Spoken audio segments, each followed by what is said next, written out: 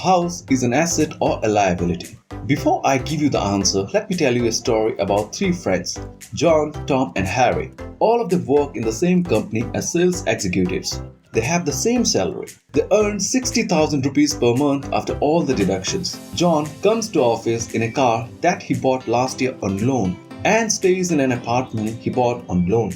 Tom is little conventional.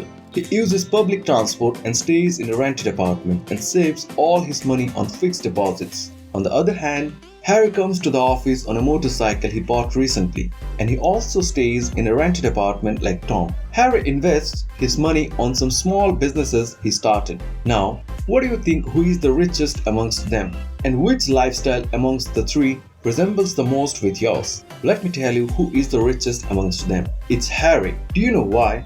Because Harry understands the difference between an asset and a liability. According to the author, an asset is something that brings money to your pocket, and a liability is something that takes money out of your pocket. Now, what do you think about a house? Is it an asset or a liability? Well, we did a poll on our channel recently, and 75% of the people voted that a house is an asset. It's an asset only if it generates more income, according to the author. Author says that majority of the people keep buying liabilities with the hard-earned money, thinking that those are assets. Just like John, he bought a car and an apartment on loan.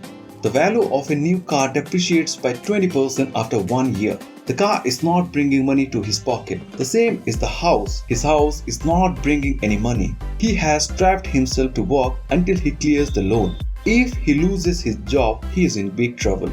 But Harry used the same amount John spends on paying the loan to start a small business. Now the money he invested is working as his employee. It's bringing more money. That is a real asset. Author says with your income, you should build more assets if you want financial freedom. Now let's understand this. All of them are getting the same income. In case of John, his income is almost equal to his expense. He needs to pay the EMI for the car and the apartment. In case of Tom, he saves the same amount John spends on EMI in savings account as fixed deposits. But in case of Harry, he has been using the amount to build assets to start a small business. Now that business brings income. So the income of Harry is getting bigger as compared to the expenses. Your first goal should be to build an asset that generates enough income to cover your expenses. Once you do so, you have taken the first step to financial freedom. Now Harry doesn't need to think about his expenses as it's covered by the income he generated from the business. Now with the salary he can create more assets and he can buy his house and a luxury car from the income that will come from his assets. This is what rich people do. This is the only secret. Once you have created enough assets that keeps generating income, even without involvement, you have attained financial freedom.